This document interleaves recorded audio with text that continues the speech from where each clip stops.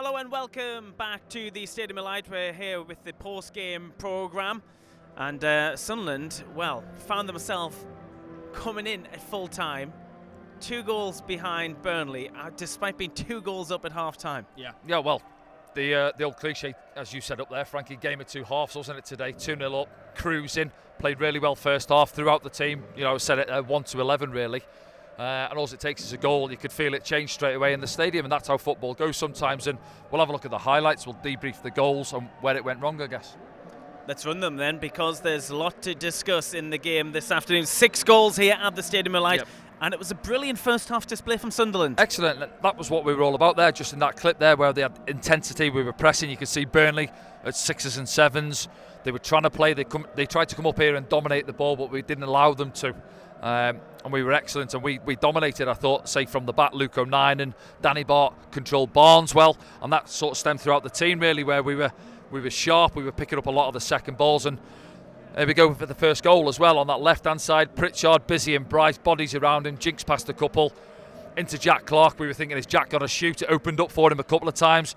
See the left back now, he has to come across as it comes over to Jack, and it just allows that space to open up for Ahmad, and it's a lovely finish. It just passes it into this bottom right corner as we look at it, and it got us on our way, and we deserved the lead at that stage. Yeah, it was a great finish from Ahmad. I mean, at the time as well, I thought he miskicked it initially, but the more you watched it, it's a really good, you can see it from there. Really just passes finish. it. Keeper gambles, doesn't he? He pushes off his right foot, thinking as you do, a left footer naturally just tries to curl it into that far corner, like we've seen from Patrick Roberts' goals so far this season. But no, he does it with the eyes really, and he just rolls it in his near post, doesn't he? And it's a lovely finish. And as I say there, you can see we're getting bodies forward. Burnley are at 6s and 7s. We're dragging them about the pitch, and I just thought we were really, really bright in that opening half an hour. Yeah, it was so frustrating for some of the Burnley players, the likes of Ashley Barnes, who didn't get a second on the ball, and he's crying at the referee to try and get some opportunities to get some, stop the jizz and get the ball back from a set play, but they couldn't even get the ball for anything like that. No, and we didn't allow it. No, and as I say, from there on, we went on to get that second goal, didn't we? And good play, Embleton down this right hand side, centre half, comes out of his slot. Harwood Bellis didn't want to come and get involved, and they don't deal with it really well. I think Roberts there gets under it, as I said, doesn't deal with the first one, drops down. You got Corey Evans, I think it's Goodmanson who's a bit flaky in the challenge, comes off his back, drops into Dan Neal's path, and it's a lovely finish from Dan. Crisp strike with his left foot, and we know Dan is capable, and he should be getting more goals, and hopefully he kicks on from this now. As you see there, Corey heads it onto the back of Goodmanson, bang, lovely finish from Dan. No chance for the goalkeeper. 2-0, and we're thinking now, right, we're in a great position here to go on and to pick up the 3 points. And then something quite strange happened inside the stadium. The game was suspended momentarily because an object was thrown, we believe, from the Burnley fans. That's what we understand the issue was, Danny, in our position. And that kind of took a little bit of the sting out of it, maybe. Yeah, a little bit of a lull for the next 10 minutes or so. Burnley had a little bit of possession. You see now they were getting into these areas, but, I say Anthony Patterson's happy from them shooting from this area, but not the case really when we look at the third goal in a minute. But they didn't really have a good clear-cut chance in that first half, Burnley. It was a couple of half chances from outside the area. But here we go now into the second half, and this is what's undone us in recent weeks. It's not that first one which is going in the back of the net, it's the one that's getting nodded across, and you go back to Watford, deep free kick, headed across, concede. Swansea, right on half-time, same, deep free kick. So who should be across. Getting there? Well, see, just off the back of court, between Corey and Jack, either of them really aren't touch tight to the big centre half. He nods it across, and then I think was it Teller that was just in front of the keeper? Yes, Teller. Nathan Teller. Just there in front of Anthony Patterson. No chance for him. A couple of these in the second half when he just couldn't pull the trigger. Even though after that one, we had another 5 minutes there where we still looked quite bright. I think you said in commentary, Sunderland found themselves level, but they hadn't been playing badly. Yeah, exactly that. It was, Jack trying to find that opening. I think there. He fizzes it at Ahmad. He's got to take a touch. Comes at him too quick to get the strike away first time, and you're expecting really to have a touch and try and do his stuff 1v1 and to jink past his man Embleton on that one. So even though we're still 2-1 up at this point, and we're on the front foot, Embleton getting a strike away, but then this fella came off the bench, and Benson, and he was bright. That one there, he's obviously looking to cross it, gets it wrong with his right foot. Patterson having to be on his toes and to scramble it clear off his line. You're saying he's looking to cross it there. Did he mean to cross it here? Yeah, it's just there's no pace on it. That's the thing, isn't it? But it's unfortunate. How many times do you see these where the goalkeeper can't commit and go down the line of the ball, because he looks daft if someone gets a touch on it and it goes the other way, really. And you expect, I'm not sure, was it the centre half? Was it Harwood Bellis? Sorry, that's in there, and he just goes to. Let's have a look at it back now. Yeah, he just goes with his foot. Doesn't get any contact on it, but that just draws the eye line of Anthony Patterson, and that's all it takes, and it just drops into his far corner there. So they're 2-2 now. They're back in it. But again, look how bright we are. We're still in the game. It's an open game of football. Enjoyable, as you said, for the neutral. Not so much for a Sunderland fan at this stage, where the old fingernails are being worn down. Jack Clark, tight angle there for him. I think he does the right thing. I thought maybe he could have squared it for Pritchard coming across, but maybe not when you see it back. He's a bit behind the player. player. I think he is, and he drills it, unfortunately, straight at the goalkeeper. Sometimes they fly in the bottom corner or the far corner, but it wasn't to be.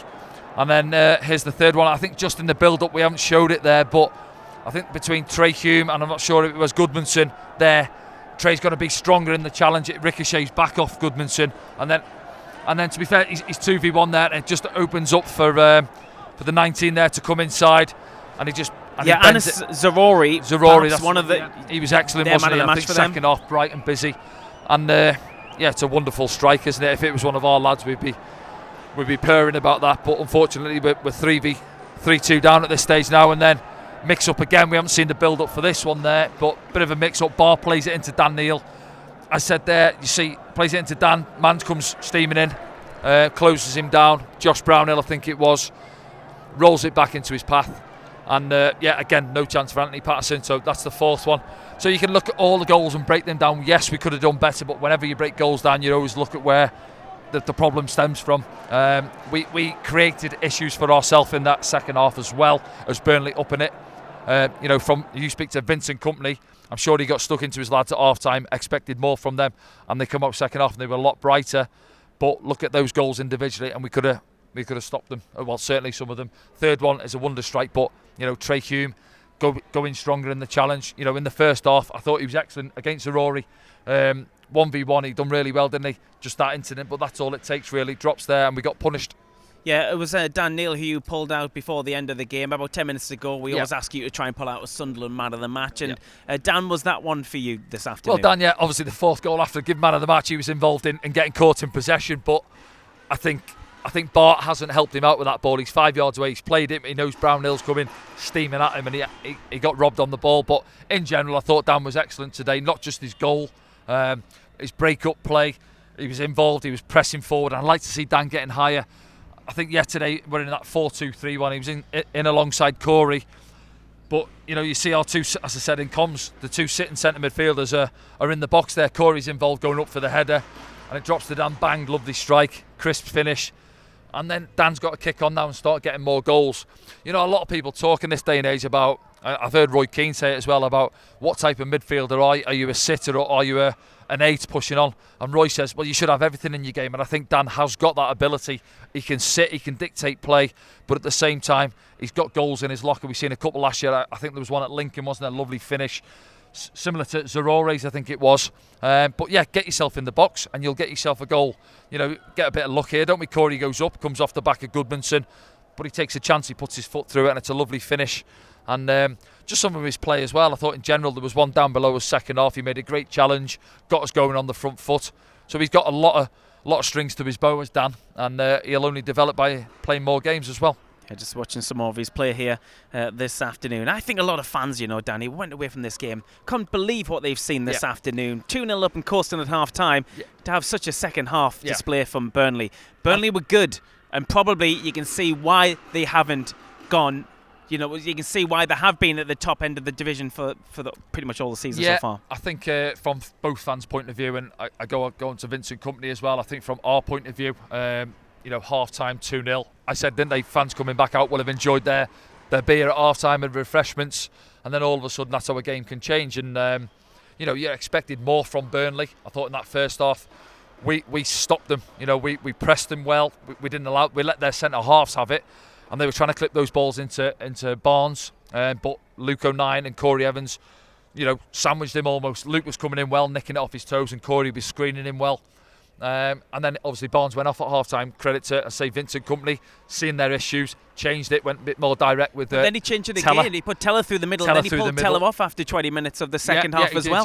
But, and they pushed on again. Just a different threat. And then the wide man Benson was the big. Yeah. If you're looking for a man of the match, somebody coming off the bench affecting the game. Yes, he scored one. It was a cross which has dropped in the far post, but in general he give Dennis Sirkin a tough time. Danny Bart was getting dragged out onto him as well. But yeah, you give them credit. They're 14 games unbeaten now, and that confidence in that changing room will be sky high. Yeah, differing dressing rooms this evening here at the Stadium of Light. Let's have a look around the rest of the championship then, if we can. Here's the latest scores. Well, that's pretty much all full-time scores now. Blackpool Preston was an early game, 4-2 to Preston shipping 4, tightest defence in the league. In the Northwest Derby there. Also, Blackburn 2, Birmingham 1, Middlesbrough 0, Huddersfield 0, Millwall 2, West Brom 1, QPR 2, Wigan 1, Reading 2, Bristol City 0, Rotherham 2, Hull 4, Sheffield United 2, Norwich 2, and Stoke 0, Coventry 2. Let's see what that does to the league table. And Sunderland find themselves 13th this evening here on the 22nd of October on 20 points. Yeah, that's where we were at the start of play, wasn't it? I think before today, played 15, won 5, drew 5, lost 5. So average in terms of all the results, par for the course, and that's why we find ourselves sort of sat in that mid-table area.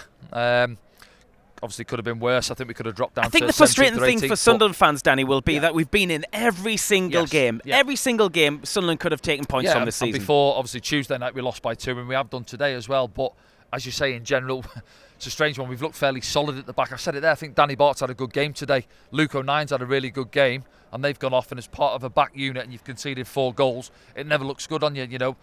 If you haven't watched the game, well, look, they must have had bad games. They've conceded 4 goals. But that's not the case if you've watched the game. It's difficult. I think second half, Dennis looked a bit leggy, but that's maybe expected. He's played a lot of football in a short space of time. But he's still getting forward, deep into injury time. So it's hard to break that down. You know, I'm never one that goes into detail in sort of giving players marks out of 10 and all that, but I can't stand here and really dig too many players out who I thought he was well below par today. No. It wasn't the case. Subs, could they've had more of an impact on the game, possibly when they come off the bench? But you know, Burnley, credit to them, they were in the ascendancy, got their goals, the tails were up, started to control, dictate the game, and we maybe resorted to going a little bit long. And I thought Jack, you know, he was isolated at times, he held the ball up quite well, back to play. Probably, frustrating because he probably led the line as best as he has. Yes, yeah. On the shoulder of the defender, 90 minutes, really. We've seen in recent weeks, Tuesday night, started through the middle, then Tony Mowbray's changed it at half-time, put him back out on the left where he was quite influential on the game on Tuesday and getting us up the pitch as well. But yeah, Patrick missing today. Ahmad done quite well as well. Got himself a goal. It's hard to stand here after we've been beat 4-2 at home and to try and, you know, dig the lads out as having bad performances. Let's see if you've got in touch with any of your thoughts on hashtag Ask Danny now. Lewis has been in touch. Do you think it's time for more changes in the side? Maybe Wright to come in at the back as we are leaking goals. Barr in the middle, and I'd like to see Bennett get a start. Right, so I mean, if we leave it on the screen for a minute and just look at it there, more changes. So maybe Wright coming in at centre half. Who are you taking out? I just said there, Danny Bart and Luke O'Nine. I think have been excellent. You know, praised Danny Tuesday night. Consistent. You know, couldn't really blame him for any of the goals today. I don't think there, and Luke as well, done well. It shows because Barnes got took off at half time, so the 2 centre halves have done really well. What was the other one he mentioned there about changing it in midfield? Who you're taking out of there? Corey Evans. I thought Corey was good until he went off as well. He got around the pitch, put some good challenges in. Dan Neal's got himself a goal, so it's difficult. I know after a defeat you're always going to look, well, we've got to change it, but it's going to be interesting what Tony Mowbray's got to say about that. I'm just thinking that I'm looking forward to hearing what Tony Mowbray's got to say on that because, we've been beat 4-2 in front of nearly 40,000 at the Stadium of Light.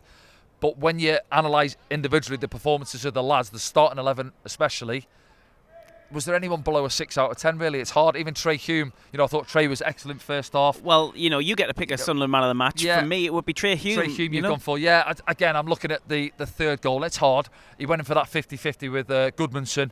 He actually plays the ball. It comes off Goodmanson, goes into Zarori's path, and it ends up in the top corner. So well, I think the fans watching have commented on this as well. Liam's been in touch.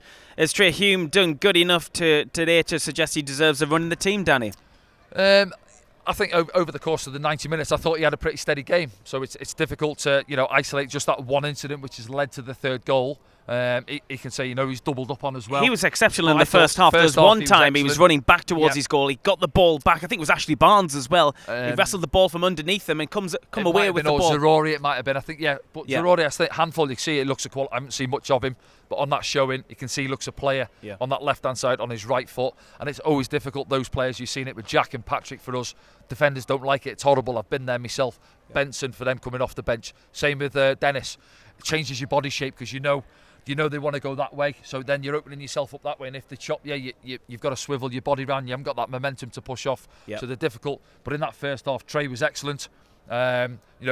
Recovered a couple of times, didn't he? We'll have a look back at it now, I think, on a couple of clips of him. But I think for him, when we've seen him, I think he's done well. But he's come into the team at difficult times. I think he came in when Lee Johnson had left. Alex Neil come in. I think he played away at Wimbledon. He might have played at the Wimbledon. I think this is the challenge. It was Zarori. You were right. It was Zarori, and he's a tough customer. And it was good from Trey. Good recovery challenge. You see it there. Timed his tackle really well. And he had a couple of those in the first half. And he got forward when he could. Put a couple of crosses in that second half. Keeper claimed one. But yeah, I think for him, he'll be deflated himself. Because when you come into the team, first up as a defender, you want a clean sheet. Individually, you want to have a good game. So I'd say sort of 80% of the game he done really well. But yeah, so Tony Mowbray might look at that now, and if Linden's fit, he might think, right, I'll bring Linden back in. He's had quite a good game, but revert to type of thing and bringing Linden back in, who's played a lot of the games under Tony so far in that position. But I don't think he's done himself any harm today, Trey, as he hasn't done previously when he's played as well. Let's have a look at another one of your thoughts then. This one is from Finney, who says, 2 up at half time and comfortable. Where is it going wrong for Sunderland? What can we do better to keep us on top of games? Is it set pieces letting us down? Or should we change our style of play? From Finney there. Well, what's let us down? Obviously, we're looking at set plays. If we look at isolating set plays, again, Watford conceded. It's not the first phase, it's that second phase. It's the one getting headed across where we're not dealing with the first one and then we're not locked on, and it's panic stations whenever you don't win the first one, whether it be long throws. Seen it last week with Max Power, long throws. Charlie won a few, and then it's panic stations. You're trying to hook it clear or get something on it. Watford, you had Jack Clark. I remember it was Jack competing at the far post with one of their centre halves, which isn't right, is it really? You don't want Jack. You want one of your centre halves, or Ross Stewart or Ellis Sims coming back competing with those. Swansea right on half time, didn't win the first one, go in 2-0 down at the half time, didn't we? Harry Darling took that one away. The one on Tuesday night was a little bit different. It was a fizzed-in ball, wasn't it? It was a flat ball in. That's more organisational. Yes, it was offside as we've seen it back, and then obviously today it's just matching your runners. Even Corey and the other lads, if they're not the biggest, it's just getting touch tight. Don't give any yard a man, but you could say from their point of view, it's good movement from Harwood Bellis. Gets that yard, pumps it across, and Nathan Teller's just there to glance it home. We're shipping goals from set plays, aren't we? One of the points there, have we got the right approach then, Danny? Are we on about right approach is in terms of set plays? Going for the game. I think, if you ask anyone in here today, did they enjoy the game as a whole? I think you did. It was an open game of football, Tuesday night. I enjoyed Tuesday. We lost that one 2-0. We've seen it in the past where teams come up here, Wigan, Preston, Blackpool have come up here, they've sat deep, and it's not really an enjoyable game as such for the neutral or for the fans, but teams come up here because one, they're giving us credit because how we've played this season. We're playing through teams, we're breaking them down with good football, and that some teams will come up here and try and hit us on the counter attack. Whereas Burnley, they're sat top, third in the table. I'm sure where they were there. Are they back top? I'm not sure. We haven't seen the top end. But they're going well. They're confident. Burnley have just come down from the Premier League. Still third, they're saying in our ear, so they're still in third place, but they're 14 games unbeaten. They're a confident team. They're not going to go to any places, and Vincent Kompany coming in, his mentality of playing for Pep Guardiola and that Manchester City side of dominating the ball, and he's trying to get that into relentlessness from them in the second half will do their confidence. Of course it will. The world of good, if it wasn't already sky high, of course, there, Danny. Let's have a look at another one of your thoughts then, if we can. We have a couple left. This one has come in and says, how about playing Luke O'Nien up front? He's played everywhere else. Needs someone capable of competing with big centre-backs and give us the long option. Is a long option the correct option to go for? Not for me until you get Ross. I'm not saying we have to shell it anyway, even when Ross Stewart and Ellis Sims are back. Still play the football we've got. We've got good technicians in the team, as we've seen in the first half. For Elliot Embleton, I haven't mentioned Elliot. I thought he was great in the first half as well. Pritchard, back to what we know he can be, busy and bright. So we play through teams quite well, don't we? But then it's having the men in the box. Yeah, we've got the couple of goals today, and people keep having the debate about strikers, and we'll talk about it. When we don't score, we're missing strikers. We put the ball in the back of the net again twice today without having a striker. But yeah, I wouldn't put Luke up front. I like Luke at the back, whether he plays at right back or whether he plays at centre half at Danny Bart. Obviously, Elise missing out today. I think if he's fit, him and Danny Bart, that balanced left foot, right foot, and then Luke at right back, or this is what Tony gets paid for, to pick the team. Yep. But I like Luke. I think he sees the game better when it's in front of him. Yep. I think a lot of fans will agree. I think you agree as well. Rather than back to play. But when he sees front, he's composed. He can bring the ball out from the back, and he reads the game well. So I like him playing at the back. I thought Jack done well for now until Ellis is back, and certainly Ross might be the next squad. I'd probably leave Jack through the middle. Mm-hmm. Yes, are we lacking a bit of when he's not playing out that left hand side? Probably. Now, what's happened to Patrick? Hopefully he's not too far away. Hopefully we haven't got a midweek game, so he might be fit for next week. So then you've got Ahmad in the team. It's two left footers who like to come in off this right hand side. But you probably bring Patrick back in and leave it as it is. So you go Patrick, Jack through the middle, and then Ahmad on that right hand side, and then maybe Patrick and Ahmad have a little change every 10-15 minutes, so they swap it up, and then work your way through the team there. But a lot of people will be looking, and you debrief the game, you'll dissect it, and then they'll be looking at the team for next week and who comes in and who comes out. It's how lads train as well between now and next week as well. Yeah. The likes of Michu, Barr, Jay Matete, all these lads have got to be pushing in training now, thinking there's probably shirts up for grabs. We've had back-to-back defeats. And then if I'm one of them lads, I'm thinking, right, I've got to get my head down in training this week, work really hard and put pressure on the lads in front of me and Tony Mowbray, because I want to be in that starting 11. Let's have a look at the final thought now here on #AskDanny from Anthony, who says, why didn't he bring Bailey on to cover the aerial threat at 2-1? I think you can look at that. Well, there was still what had gone, was it 70 odd minutes? When did they score this? They scored their first goal in the 49th minute. Right, well there you go. So there's a lot of football to go. So rather than, we've seen Bailey come on in the past, where he came on last week against Wigan, last 5 minutes where you may be a little bit nervy, you drop deep and they shell a few balls in. Wigan brought McGuinness on, they're shelling balls in, and yes, I get that, but there's still a lot of time to go in the game, and it's easy to, we've just conceded off a corner. It's easy to say in hindsight we could have brought Bailey on, but we didn't concede off another one, was it? It was a cross that went past everyone in the far corner. The lad scored a worldie coming in off the left hand side, and the fourth one was a mix up between Barr and Dan Neil. So whether Bailey would have had an effect on those goals, I'm not so sure. But Bailey will be. I've seen Bailey on Wednesday. I had a chat to him, and he's a good character. Bailey, it's easy when you're not in the team. I think you look at last season, he was a big part of us getting promoted. Excellent towards the end of last season. Part of the team got promoted, went away with Australia, got himself to the World Cup. Yeah. So he's on cloud nine, and he's come back here, and through no fault of his own, he's found himself out of the team. Obviously, Dan Ballard come in and took his place. Danny Bart's been the regular through the middle, whether it's a back three or a back four. And Luke O'Nine's playing there. It's easy, he's thinking, well, Luke's not really a centre half, and he's playing in my position. When am I going to get a game? So it's difficult for Bailey. Mentally he's got to be strong. I think he'll feel, and I'm sure Tony and the others will probably feel when he's next in line, when Danny comes out, that experienced leader type centre of the back four or back three, whatever it is. So if Danny gets an injury or suspended, then Bailey comes in that one. But I don't feel is he too similar to Danny? I think people will say, oh, they worry about the pace. Bailey and Danny playing together as a two. Well, just off the top of my head, I'm looking at Everton, Tarkowski and Connor Cody aren't lightning quick, but their experience maybe sort of, you're reading the game and if you've got legs around you, you can get away with it. But again, it comes down to, I'm not picking the team. I just see it as that. I think Bailey's next in line for Danny Bart in that middle one. Obviously, Alessi's come out of the team now, so we're a centre half short there. So yeah, Bailey's next in line to go into the middle of the back three or back four. Okay then, I think that's it for this afternoon. A very strange afternoon here at the Stadium of Light. Ending Sunderland 2, Burnley 4. We'll be back in action on Saturday. That's Saturday the 29th. Down to Kenilworth Road against Luton. 3 p.m. kickoff for that one. Join us here on SAFC Live from 2:30. And we'll see you soon. Enjoy the rest of your weekend.